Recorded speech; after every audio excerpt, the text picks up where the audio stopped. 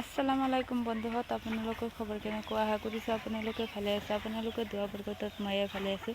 আৰু দেখা পাইছে ইয়াত মোৰ চিল্কি মুৰ্গী আৰু টাৰ্কি চৰাইবোৰ ইয়াত ঘাঁহ খাই আছে আৰু ধান খাই আছে খৰৰ মাজত। আৰু মই আজি কি বিষয়ে ক'ব বিচাৰিছোঁ আপোনালোকে থাম্বনেইল দেখি গমে পাইছে।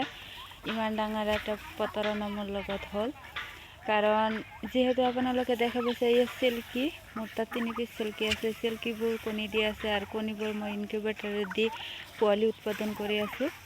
আৰু সেই চিল্কি পোৱালিবোৰ ইনকিউবেটৰৰ পৰা বাহিৰ হৈছে। মই বিক্ৰী কৰিম বুলি ভাবিছিলোঁ। তাৰ মাজতে বেচিমাৰীৰ পৰা এজন দাদাই মোৰ তাত কল কৰি কৈছে যে চিল্কিৰ পোৱালিবোৰ সেই দাদাক দিব লাগে। সেইকাৰণে মই বেলেগক দিয়া নাছিলোঁ, কাৰণ বেলেগ আৰু কাষ্টমাৰ আছিল। মই সেই দাদাৰ লগত জবান কৰিছোঁ, সেইকাৰণে দিয়া নাছিলোঁ। তেতিয়া দাদা মোৰ তাত ফোন কৰিছিল আৰু কৈছিল যে চিল্কি পোৱালিবোৰ দিব লাগে। তেতিয়া মই কৈছিলোঁ যে এডভান্স কৰিবলৈ কিছু পে'মেণ্ট কৰি দিবৰ কাৰণে। যেতিয়াৰ পৰা মই ক'লোঁ পে'মেণ্ট কৰি দিব লাগে, তেতিয়াৰ পৰা ফোন বন্ধ আৰু মোৰ তাত ফোন নকৰে। এনেকুৱা প্ৰতাৰণা। এই প্ৰতাৰণাৰ পৰা আপোনালোকে দূৰত থাকিবলৈ চেষ্টা কৰিব।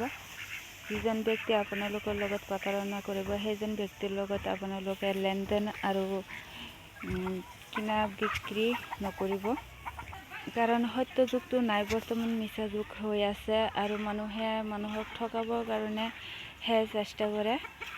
ইয়াতে 8 পিচ চিল্কিৰ পোৱালি আছে। যদি আপোনালোকে কাৰোবাৰ লাগে তেনেহ'লে ল'ব পাৰিব।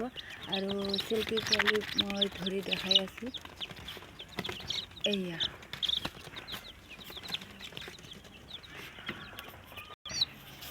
আৰু এয়া চিল্কিৰ পোৱালি, আপোনালোকে দেখে গমে পাব। যদি আপোনালোকে কাৰোবাৰ লাগে তেনেহ'লে যোগাযোগ কৰিব।